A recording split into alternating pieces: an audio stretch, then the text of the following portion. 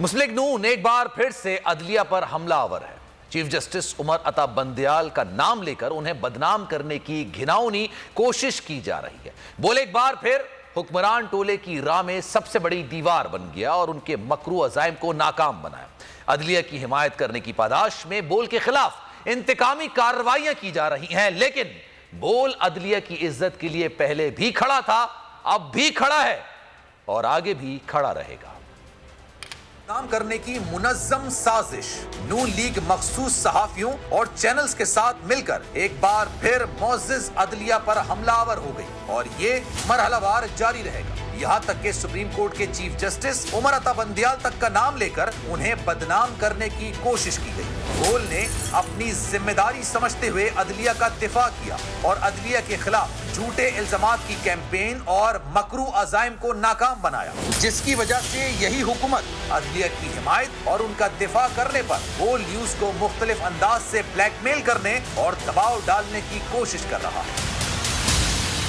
ایگزیک case, جس میں ایگزیک کے خلاف کبھی نہ کوئی گواہ ملا اور نہ ہی کوئی ثبوت ملا، اسے بھی خارج کرنے کے بجائے مزید طول دی جا رہی ہے تاکہ بول کو عدلیہ کی حمایت کرنے سے روکا جا سکے۔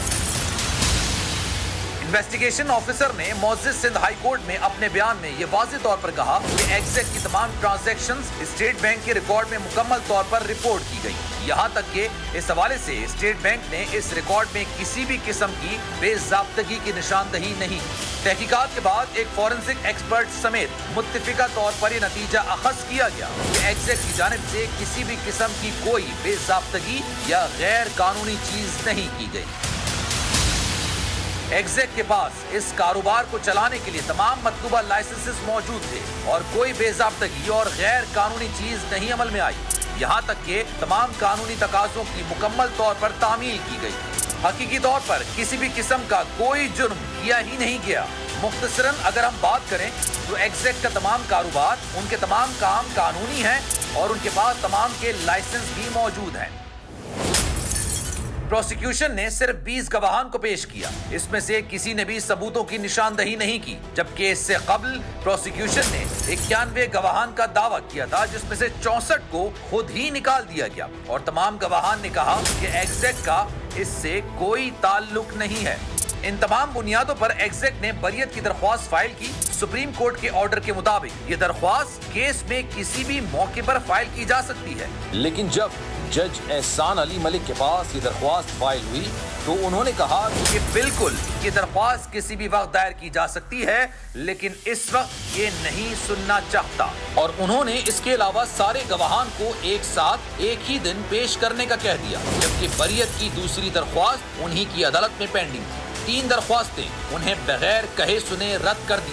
اس طرح کیس میں نہ فیئر ٹرائل کیا گیا اور نہ ہی قانون کی پاسداری، بلکہ قانون کی دھجیاں اڑا دی گئیں۔ اس پر جج احسان علی ملک نے سپریم کورٹ کے چیف جسٹس عمر عطا بندیال صاحب کا نام لے کر حوالہ دیا کہ ان کے خط کی وجہ سے میں یہ کہہ رہا ہوں، جو کہ انہیں بدنام کرنے کی سازش کا حصہ ہے۔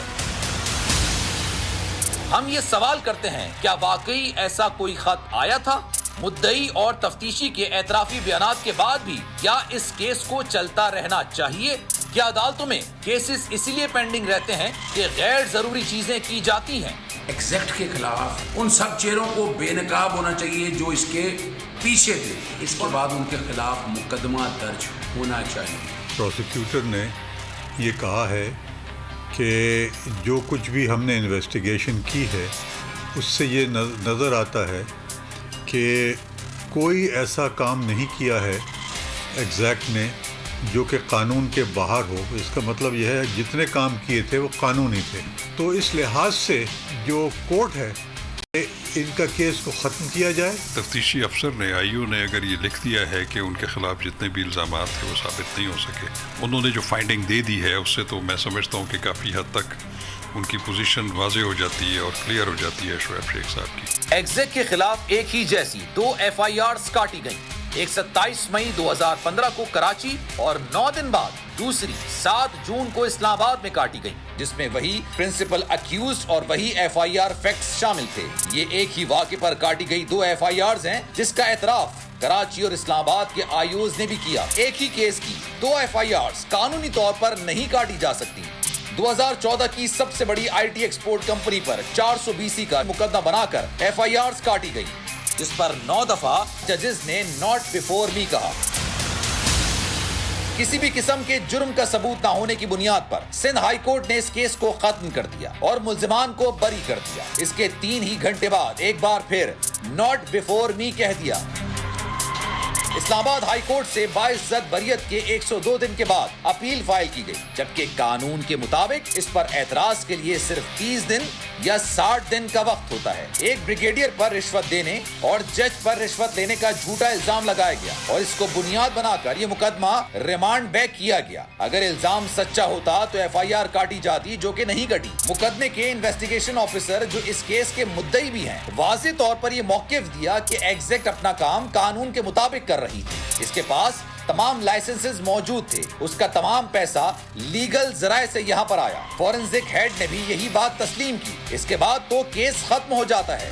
बोल को मोअज़्ज़िज़ अदलिया के हक में आवाज उठाने पर हुकूमत दबाव में लाकर अपने मतलूबा मकासद हासिल करना चाहती है, लेकिन बोल अदलिया की इज्जत के लिए पहले भी खड़ा था, खड़ा है और खड़ा रहेगा। जनाब, अगर ये वीडियो आपको पसंद आई है तो लाइक पर क्लिक जरूर कीजिएगा।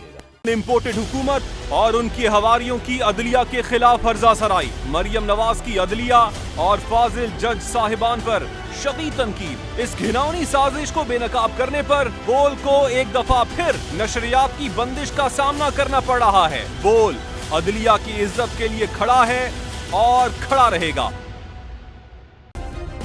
सब्सक्राइब करें और बेल दबाएं ताकि कोई खबर रह न जाए।